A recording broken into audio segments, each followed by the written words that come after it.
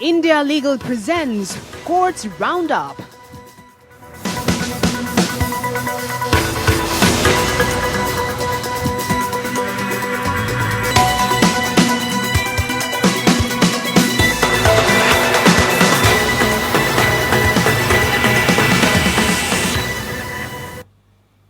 नमस्कार, मैं हूं आपके साथ नेहा दुबे। कोर्ट्स राउंडअप में आपका बहुत स्वागत है। इस बुलेटिन में अगले आधे घंटे हम आपको कोर्ट से जुड़ी तमाम छोटी बड़ी खबरों से करवाएंगे रूबरू। कोर्ट की कार्रवाई और सुप्रीम कोर्ट से लेकर हाई कोर्ट्स और लो कोर्ट्स तक के फैसलों को रखेंगे आपके सामने। आगे बढ़ने से पहले एक नजर हेडलाइंस पर। सुप्रीम कोर्ट ने महाराष्ट्र राज्य पिछड़ा वर्ग आयोग के स्थानीय निकाय चुनावों में ओबीसी के लिए 27% आरक्षण की बहाली की सिफारिश वाली अंतरिम रिपोर्ट को नकारा। कहा, बगैर ओबीसी आरक्षण के कराए पंचायत निकाय चुनाव। यूक्रेन से छात्रों की वापसी मामले पर सुप्रीम कोर्ट में सुनवाई के दौरान सीजेआई ने कहा, ये हमारे अधिकार क्षेत्र में नहीं, सरकार जरूरी कदम उठा रही। वेणुगोपाल को दी सलाह, केंद्र अपने अच्छे रिश्तों का उपयोग करके मदद करे। ओडिशा के इको सेंसिटिव जोन में खनन पर सुप्रीम कोर्ट ने फिलहाल लगाया प्रतिबंध। कहा, पहले वन्यजीव प्रबंधन योजना को लागू करे राज्य सरकार, फिर होगा 97 खदानों का संचालन। दिल्ली में प्रशासनिक सेवाओं पर नियंत्रण मामले पर सुप्रीम कोर्ट ने दिल्ली सरकार की याचिका पर केंद्र को दिया नोटिस। मामले पर 4 हफ्ते बाद सुनवाई।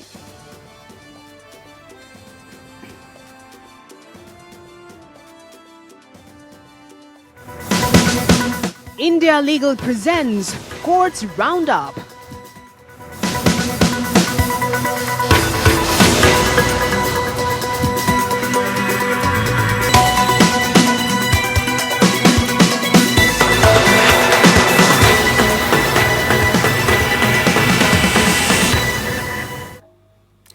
सुप्रीम कोर्ट ने महाराष्ट्र पंचायत चुनाव में 27% ओबीसी आरक्षण से मना कर दिया है। राज्य सरकार और राज्य चुनाव आयोग से कहा कि वह महाराष्ट्र पिछड़ा वर्ग आयोग के अंतरिम रिपोर्ट के आधार पर कोई कदम न उठाए। कोर्ट ने कहा कि पिछड़ेपन पर यह रिपोर्ट बिना उचित अध्ययन के तैयार की गई है। पिछले दिनों महाराष्ट्र सरकार ने सुप्रीम कोर्ट को बताया था कि राज्य पिछड़ा वर्ग आयोग SBCC ने अपनी जो अंतरिम रिपोर्ट सौंपी है उसमें कहा गया है कि स्थानीय निकाय में अन्य पिछड़ा वर्ग ओबीसी को 27% तक आरक्षण दिया जा सकता है। हालांकि इसमें यह शर्त है कि आरक्षण का कुल कोटा 50% की सीमा से अधिक नहीं होगा।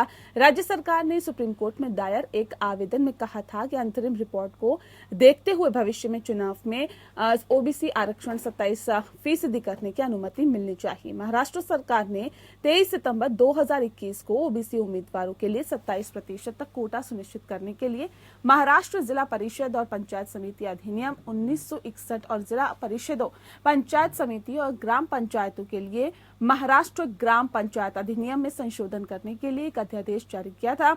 यह अध्यादेश शीर्ष अदालत द्वारा उस कानूनी प्रावधान को रद्द करने के बाद जारी किया गया था।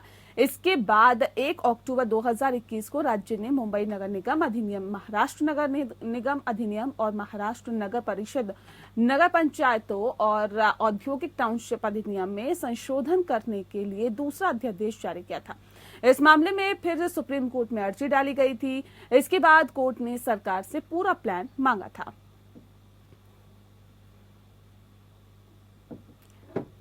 तो आपको बता दें कि महाराष्ट्र पंचायत चुनाव में 27% ओबीसी आरक्षण मामले में सुप्रीम कोर्ट ने फैसला सुनाया है।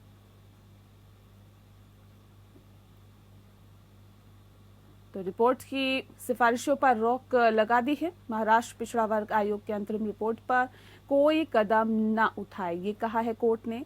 27% ओबीसी आरक्षण देने से साफ इनकार कर दिया। वहीं राज्य और राज्य चुनाव आयोग को भी निर्देश दिए गए हैं। तमाम तरह की चीजें यहां पर कही है कोर्ट ने। ओबीसी आरक्षण का ये पूरा मामला है।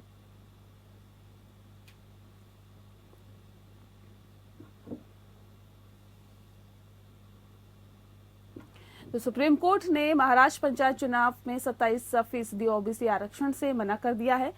राज्य सरकार और राज्य चुनाव आयोग से कहा गया है कि वह महाराष्ट्र पिछड़ा वर्ग आयोग के अंतरिम रिपोर्ट के आधार पर कोई कदम न उठाए।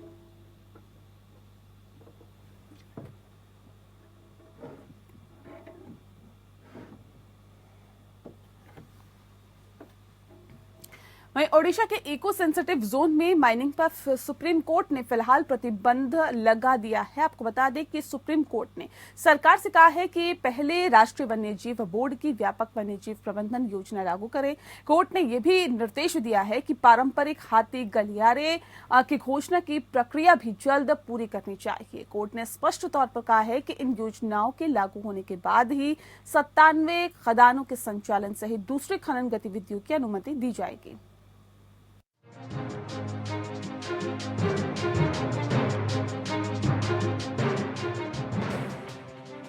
पर्यावरण से जुड़े मसले पर सुप्रीम कोर्ट ने बड़ा फैसला सुनाया है। सुप्रीम कोर्ट ने ओडिशा के पर्यावरण के प्रति संवेदनशील क्षेत्रों या इको सेंसिटिव जोन्स में खनन पर फिलहाल रोक लगा दी है। सर्वोच्च अदालत ने आदेश जारी करते हुए कहा कि इको सेंसिटिव जोन में खनन नहीं किया जा सकता। अगर सरकार ऐसा करना चाहती है तो उसे पहले राष्ट्रीय वन्यजीव बोर्ड की व्यापक वन्यजीव प्रबंधन योजना को लागू करना होगा। न्यायमूर्ति एल नागेश्वर राव और BR गवई की पीठ ने ओडिशा सरकार से कहा है कि राज्य को धारा 36A के तहत पारंपरिक हाथी गलियारे या ट्रेडिशनल एलिफेंट कॉरिडोर की घोषणा की प्रक्रिया भी जल्द पूरी करनी चाहिए। कोर्ट ने स्पष्ट तौर पर कहा है कि इन योजनाओं के लागू होने के बाद ही 97 खदानों के संचालन सहित दूसरी खनन गतिविधियों की अनुमति दी जाएगी। यह आदेश पत्थर उत्खनन फर्म की याचिका पर दिया गया है। इस फर्म पर पहले नेशनल ग्रीन ट्रिब्यूनल ने इसी तरह के प्रतिबंध लगाए थे। इसके बाद संस्था ने सुप्रीम कोर्ट का रुख किया था। यहाँ से भी इन्हें निराशा ही हाथ लगी। दरअसल कुल्हीड़ा वन्यजीव अभयारण्य बालासोर के पास खैरा तहसील में पत्थर की खदानों के संचालन के कारण होने वाले प्रभाव को कम करने के लिए एक व्यापक वन्यजीव प्रबंधन योजना प्रभागीय वन अधिकारी वन्यजीव प्रभाग बालासोर द्वारा तैयार किया गया था और इसे ओडिशा द्वारा अनुमोदित किया गया था। खैरा के तहसीलदार ने दीर्घकालीन पट्टे के लिए इच्छुक व्यक्तियों से आवेदन आमंत्रित करते हुए एक ज्ञापन जारी किया था। प्रोजेक्ट को जिला पर्यावरण प्रभाव आकलन प्राधिकरण द्वारा पर्यावरण मंजूरी दी गई थी। हालांकि NGT ने rural organisation for social empowerment द्वारा दायर एक याचिका पर निर्देश दिया था कि सिम्प्लीपल एलिफेंट कॉरिडोर के आसपास किसी भी खनन गतिविधि की अनुमति नहीं दी जाएगी। NGT ने राज्य सरकार को पूरे कॉरिडोर को इको सेंसिटिव जोन के दायरे में लाने के लिए कदम उठाने और इको सेंसिटिव जोन में प्रवेश पर रोक लगाने का भी निर्देश दिया। इस आदेश के खिलाफ पत्थर खदानों के पट्टा धारकों ने सुप्रीम कोर्ट में अपील की थी।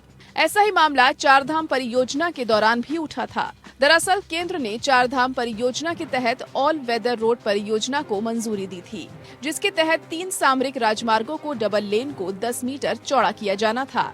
सुप्रीम कोर्ट ने रक्षा जरूरतों के आधार पर सरकार के फैसले को सही माना था और पर्यावरण से जुड़ी चिंताओं के लिए एक कमेटी बनाते हुए प्रोजेक्ट को मंजूरी दे दी थी।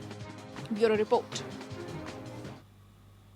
वहीं रूस यूक्रेन के बीच लड़ाई अभी भी जारी है और आज युद्ध का 8वां दिन हो गया है। यूक्रेन के युद्धग्रस्त इलाकों से भारतीय छात्रों को निकालने के लिए भारत सरकार द्वारा चलाई जा रही ऑपरेशन गंगा को भी लगातार कामयाबी मिल रही है।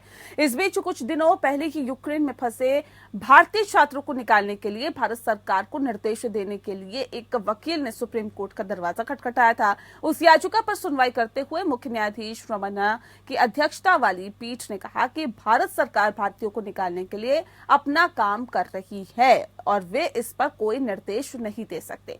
सीजेआई ने सुनवाई के दौरान कहा कि हमें छात्रों के साथ सहानुभूति है, हमें बुरा लग रहा है, लेकिन उन्होंने कहा कि हम रूस के राष्ट्रपति पुतिन को युद्ध रोकने का निर्देश नहीं दे सकते। सीजेआई ने वेणुगोपाल से कहा कि कृपया केंद्र अपने अच्छे रिश्तों का उपयोग करे और मदद करे।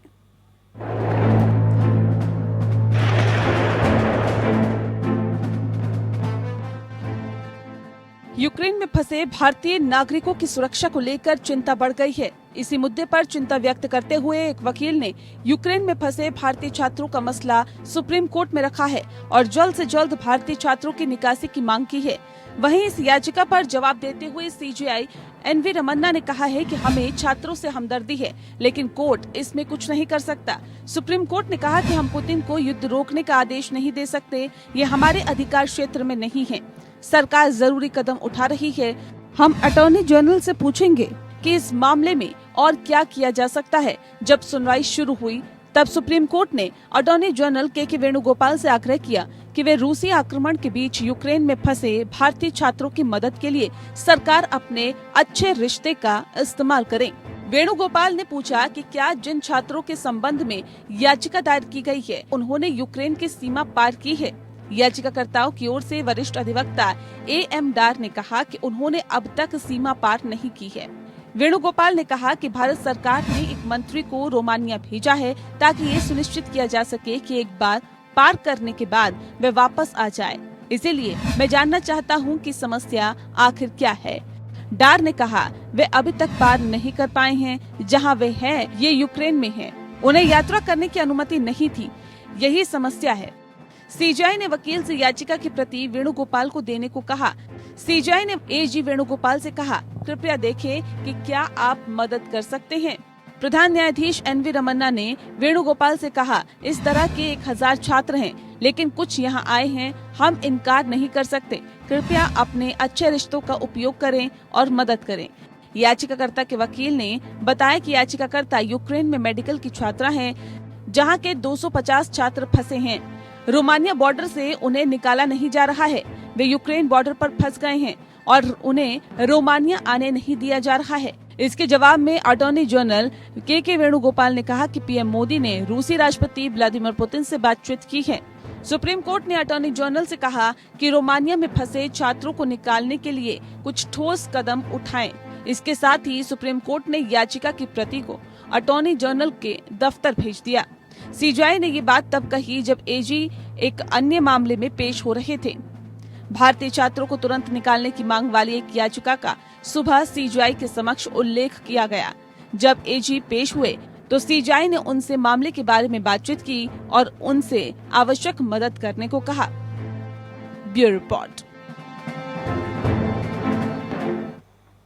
दिल्ली में प्रशासनिक सेवाओं पर नियंत्रण को लेकर दिल्ली सरकार और उपराज्यपाल केंद्र सरकार के बीच विवाद मामले में सुप्रीम कोर्ट ने दिल्ली के अधिकारियों के ट्रांसफर पोस्टिंग पर नियंत्रण को लेकर दिल्ली सरकार की याचिका पर केंद्र को नोटिस जारी कर जवाब दाखिल करने को कहा है।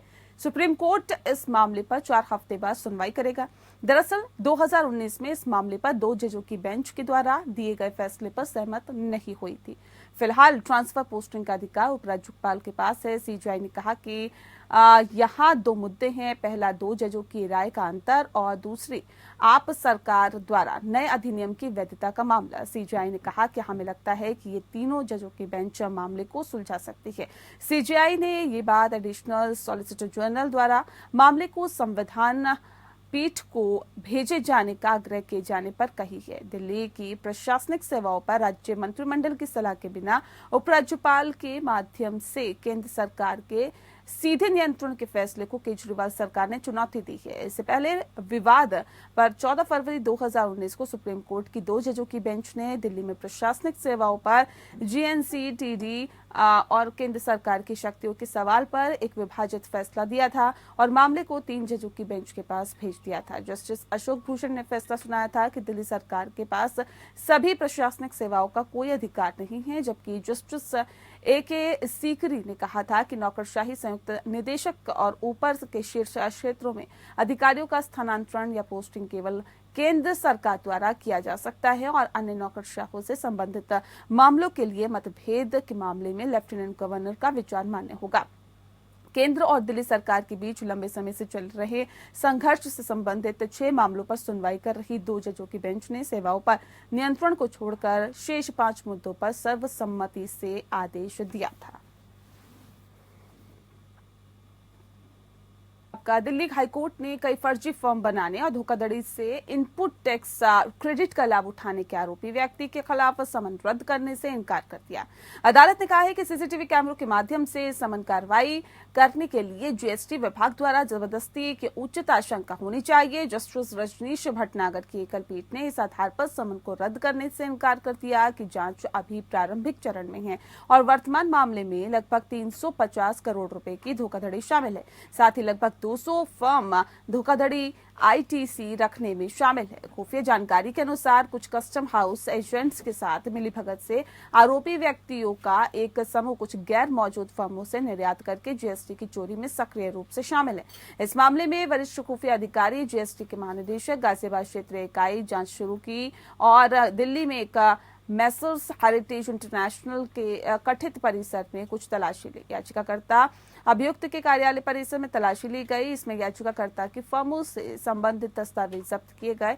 यह आरोप लगाया गया कि कई फर्जी फर्मों के निर्माण में शामिल मास्टरमाइंड और भारी मात्रा में धोखाधड़ी वाले इनपुट टैक्स क्रेडिट का लाभ उठाया गया। आगे प्रस्तुत किया गया कि सीजीएसटी अधिनियम के तहत अपराध कंपाउंडेबल और प्रगति में गंभीर नहीं है। साथ ही साथ इसके बाद कहा गया कि वर्तमान मामले में मौजूद संपूर्ण साक्ष्य दस्तावेजों पर आधारित है। इस प्रकार याचिकाकर्ता से हिरासत में पूछताछ की आवश्यकता नहीं है।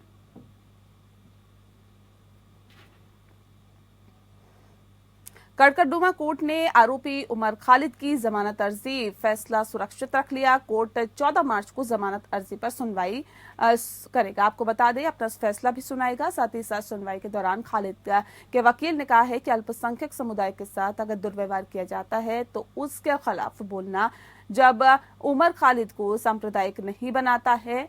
वकील ने दिल्ली दंगों से जुड़े एक गैर कानूनी गतिविधि रोकथाम अधिनियम के मामले में जमानत की मांग की थी। एक्टिविस्ट और जवाहरलाल नेहरू यूनिवर्सिटी के पूर्व स्टूडेंट उमर खालिद को इस मामले में 14 सितंबर 2020 को गिरफ्तार किया गया।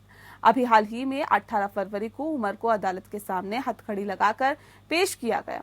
हालांकि इस अदालती आदेश में कहा गया था कि ऐसा नहीं किया जाएगा। जब उमर के वकील ने दिल्ली पुलिस की इस कार्रवाई के खिलाफ अदालत का रुख किया तो additional sessions jail Amitabh Rawat ने जांच के आदेश दिए। इसके बाद जज ने टिप्पणी की कि इस बात को दोहराने की जरूरत नहीं है। एक अंडर ट्रायल कैदी पूरी कार्रवाई के दौरान अदालत की हिरासत में रहता है और ऐसे में उसे बेड़ियां हथकड़ियां लगाने जैसा कोई भी कदम तभी लिया जा सकता है जब न्यायालय अनुरोध या आवेदन पर अनुमति देता है। अमरावती आंध्र प्रदेश उच्च न्यायालय ने राज्य की 3 राजधानी बनाने संबंधी वाईएसआर कांग्रेस पार्टी सरकार की योजना को झटका देते हुए आदेश दिया कि अमरावती मास्टर प्लान को लागू किया जाए और क्षेत्र में सभी विकास गतिविधियों को जारी रखा जाए। अदालत के इस फैसले से 3 राजधानियों का विचार अनिश्चित प्रतीत होता है, लेकिन वाईएस जगनमोहन रेड्डी की सरकार ने दावा किया है कि जब इस विचार को नहीं छोड़ेगी और ऐसे में खंडपीठ ने यह भी आदेश दिया है कि सरकार अमरावती के विकास के लिए अपनी जमीन देने वाले किसानों के साथ हस्तांतरित समझौते का सम्मान करे और विकास गतिविधियों को शुरू करे। पीठ ने सरकार को अमरावती में विकास कार्य की प्रगति पर 6 महीने में शपथ पत्र दाखिल करने का आदेश दिया। उसने राज्य के लिए 3 राजधानी बनाने की राज्य सरकार की योजना के विरोध में दायर किसानों की याचिकाओं पर यह फैसला सुनाया। अदालत ने कहा कि वह इस मामले में विभिन्न संबंधित याचिकाओं पर सुनवाई जारी रखेगी। अमरावती परीक्षण समिति के नेताओं ने उच्च न्यायालय के फैसले का स्वागत किया और कहा कि ये लोगों को किसानों की जीत है। और चलिए इसी के साथ फिलहाल इस बुलेटिन में इतना ही। नमस्कार। India Legal presents Courts Roundup.